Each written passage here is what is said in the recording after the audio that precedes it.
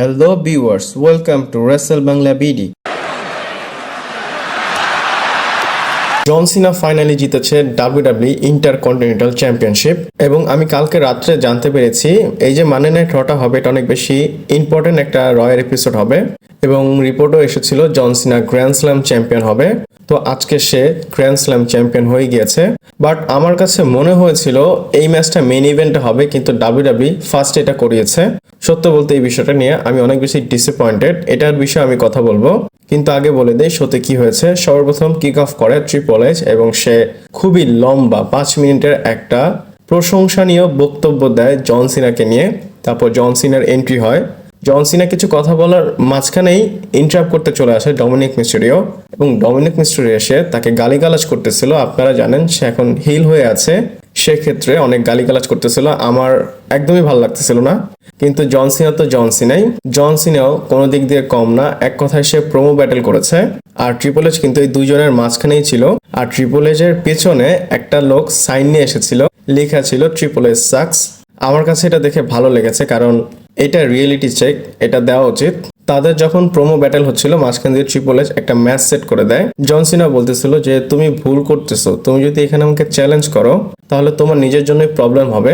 তো triple H বলে এক কাজ করি, ডমিনিক মিস্টেরিও তুমি তো বলেছো এনি টাইম এনিওয়্যার এনি এরা, তো এক কাজ করি এখনই এই ম্যাচটাকে সেট আপ করে দেই।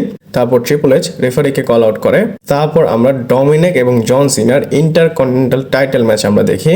আমি আপনাদের ম্যাচের কি পয়েন্ট বলবো, জন সিনা কিন্তু এই ম্যাচে সামারস্ল্যামের মতো মুভ করেনি, সে এই ম্যাচে খুবই স্লো মুভ করতেছিল। সামারস্ল্যামে যারা জন সিনার ম্যাচ দেখেছেন এক কথায় বলতে পারেন জন সিনা সুপার সিনা হয়ে গিয়েছিল। আমি হোপ করেছিলাম সামারস্ল্যামের পর যে কটা ম্যাচ দিবে জন সিনা ওইভাবেই দিবে, বাট কি করার আজকে স্লো ম্যাচ করেছে।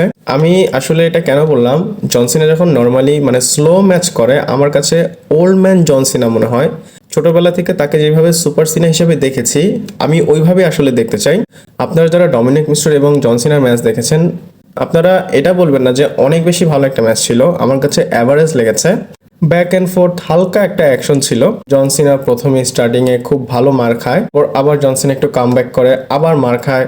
এই ম্যাচের মাঝখানে ডমিনিক মিস্টেরিও তার চিফ যে ট্রিক সেটাও করতেছিল, চেয়ার নিয়ে এসেছিল এডি গিরারের মতো, বাড়ি দিয়ে জন সিনার হাতে দিয়ে দেয়, জন সিনাও মাঝখানে রেখে শুয়ে পড়ে।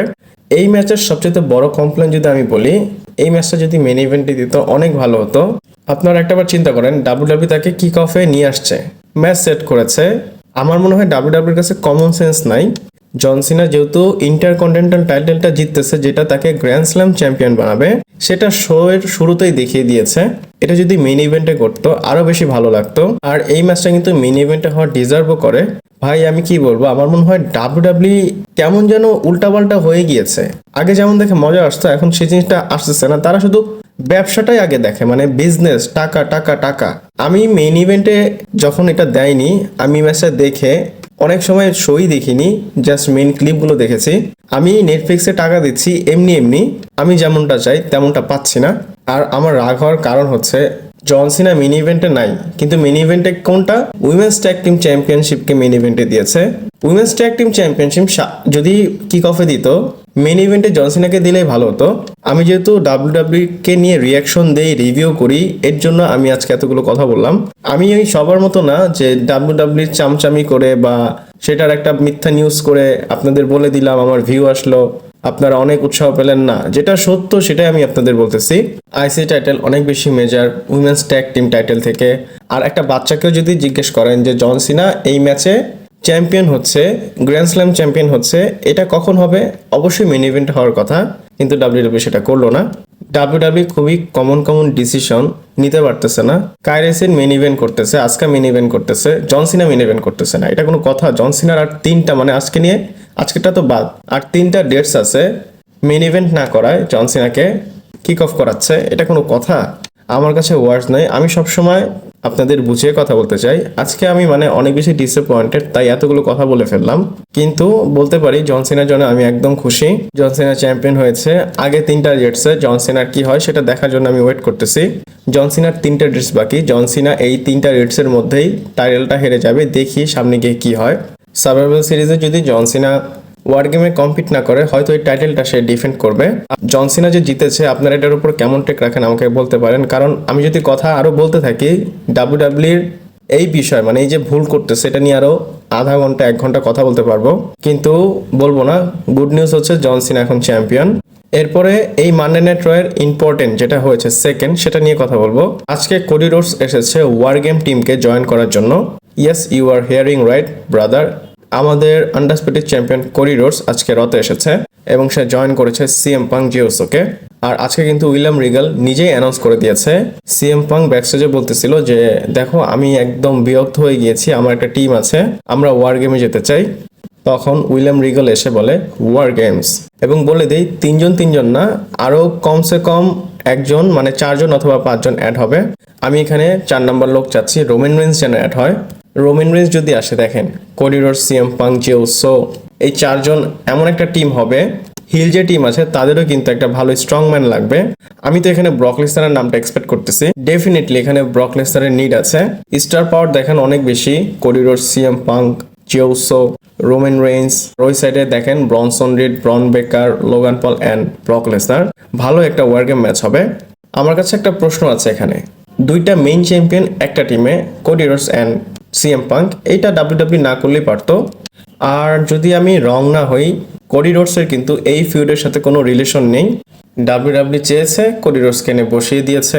আমার মনে আসতেছে না এদের ফিউড হয়েছে কিনা। যদি হয়ে থাকে আপনারা কমেন্ট করে আমাকে জানাতে পারেন। আমি একটা কথা বলি যেটা আমার মনে আর কি সবসময় হয়, আমি আপনাদের বলি না। রোমান রেন্সকে ছাড়া মানে ব্লাড লাইনকে ছাড়া কোডি রোডসের হাইপ উঠে না, এটা একদম শিওর। আপনারা যারা টুইটার, ইনস্টাগ্রাম এগুলো ইউজ করেন আপনারা জানেন রোমান রেন্সের এগেনস্টে বা রোমান রেন্সের পার্টনার হলে কোডি রোডসের হাইপ অনেক উপরে উঠে যায়। হয়তো এর জন্যই ডাব্লিউডাব্লিউ এই কাজটা বারবার করতেছে, কারণ কোডি রোডসকে এখন তারা ডাব্লিউডাব্লিউর ফেস হিসাবে দেখে। কোনো স্টোরি মানে আমি এক কথায় বলবো, কোনো স্টোরি লাইন নাই, কোনো কিছু নাই। মন চাইলো বাচ্চাদের মতো অ্যাড করে দেই, এই ম্যাচটা করাই ফেলি। 2020 থেকে 2023 পল হেমিন যেভাবে কাজ করেছে, আমি চাই আবার যেন 2026 এই কাজটা হয়। এছাড়াও উইমেন্স ওয়ার গেমের ম্যাচের জন্য ডাব্লিউডাব্লিউ যেহেতু মিনি ইভেন্টে রেখেছিল, কিছু তো একটা করতে হবে। তারা অলরেডি টিম সেট করে ফেলেছে। হিল টিমে আছে নায়া জ্যাক্স, স্ল্যাশ লেজেন্ড, কাইরি সিন এবং আসকা। আর ফেস টিমে আছে শার্লিক ফ্লেয়ার, অ্যালেক্সা ব্লেস, ইও স্কাই আর আজকে রিয়া রিপ রিটার্ন করেছে। আপনারা আরো 2 জনকে এক্সপেক্ট করতে পারেন। ফেস টিমে হয়তো এইজিলি অ্যাড হবে আর হিল টিমে ব্যাকি লিঞ্চ অ্যাড হবে। আর আরো অনেক আপডেট আসবে, সবকিছু আপনাদের জানিয়ে দেব। আপাতত আমি এভাবেই আজকে আপনাদের সাথে ভিডিও নিয়ে আসলাম। যদি আপনাদের আমার রিভিউ বা ভিডিও ভালো লাগে, লাইক, কমেন্ট, শেয়ার, সাবস্ক্রাইব করতে পারেন। নেক্সট ভিডিওতে আবার দেখা হচ্ছে।